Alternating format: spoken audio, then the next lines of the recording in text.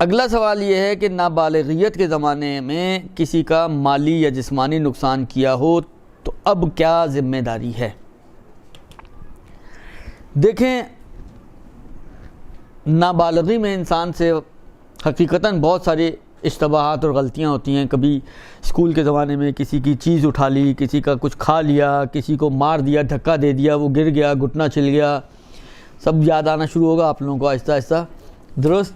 और ये सारी मुश्किलात होती हैं इंसान के साथ, और क्योंकि अवेयरनेस नहीं होती, एक तो वैसे ही बच्चे होते हैं, तो जिस लेवल पर हम लोग होते हैं उस ज़माने में तो वैसे ही नहीं पता होता इंसान को, और बड़े होने के बाद भी बहरहाल तो अब अल्हम्दुलिल्लाह काफ़ी हद तक अवेयरनेस आई है। लेकिन आप आज से भी 15 साल पहले भी चले जाएं तो ये हाल तो नहीं था, इतनी अवेयरनेस नहीं होती थी लोगों में। हालांकि अब आप चाहते हैं कि अपनी उस जिम्मेदारी को अदा करें कि जो बचपन में आपकी गर्दन, क्योंकि मैंने कहा ना कि माली नुकसान अगर किसी का किए तो दिए तो वाजिब है।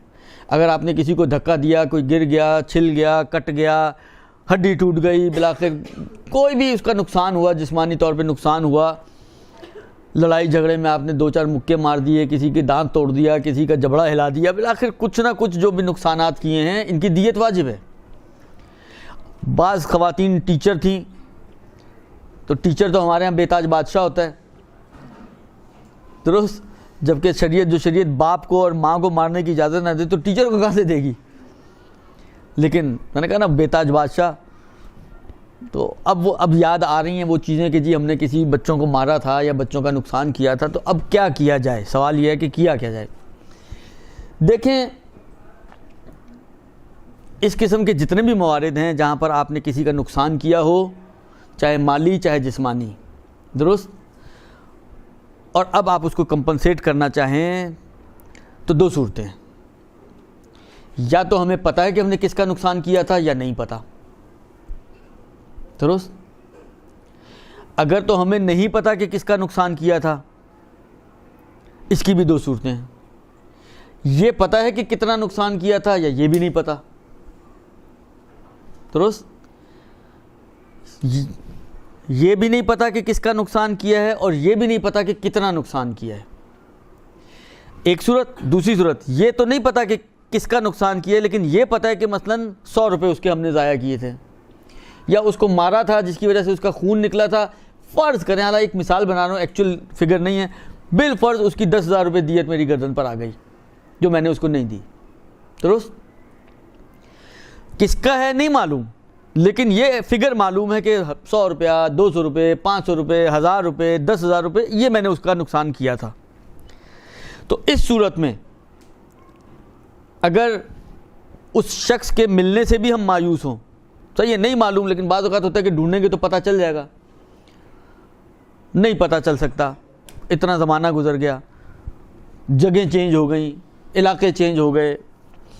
तो ऐसी सूरत में उस पर्टिकुलर मिकदार को कि जिसका इल्म है आपको कि, लेकिन ये इल्म नहीं कि किसका था, उस पर्टिकुलर मिकदार को आप पर ज़रूरी है कि आप हाकिम शरा से, यानी मुज्तहिद जामुल शराय जिसकी आप तकलीद करती हैं, उनसे आप इजाज़त लेकर उतने माल को मालिक की तरफ से सदका कर दें। मजहूलुल माल का मसला पता नहीं यहीं पर आया था या किसी दूसरी क्लास में आया था, ये मजहूलुल माल कहलाएगा, और इस माल को मुज्तहिद से इजाज़त लेकर सदका करना वाजिब है।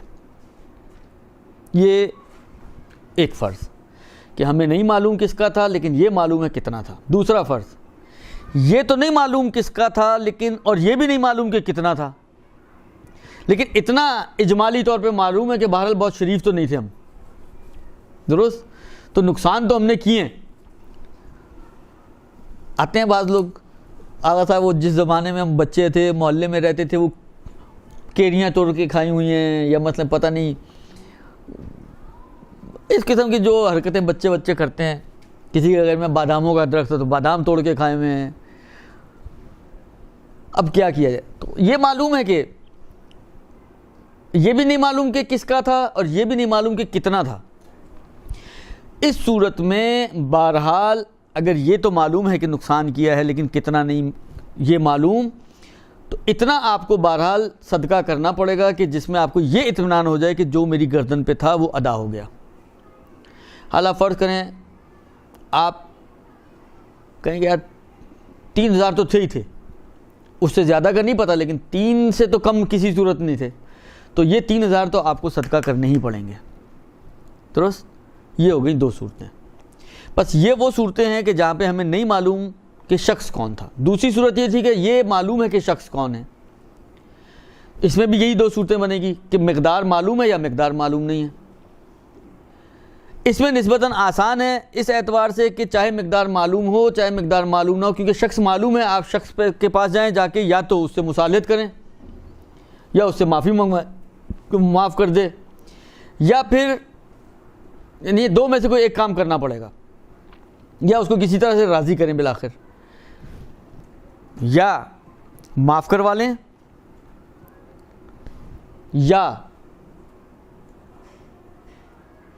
इतना दे दें कि वो राज़ी हो जाए,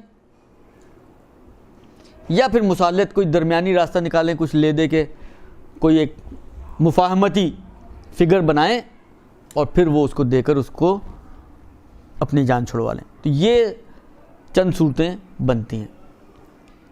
मालूम है, नहीं मालूम है, नहीं मालूम की भी 2 सूरतें, मालूम की भी 2 सूरतें। नहीं मालूम में निस्बतन थोड़ा काम मुश्किल है, वहाँ पर कोई बचत के इम्कान नहीं है, वहाँ पे आपको सदका देना ही पड़ेगा। मालूम में ये एक ऑप्शन ये भी है कि हो सकता है वो माफ़ कर दे। आप कहें भाई आपका मैंने बचपन में बड़े आम खाए हैं, आपके घर के अच्छे होते थे, तो अब आप माफ़ कर दें।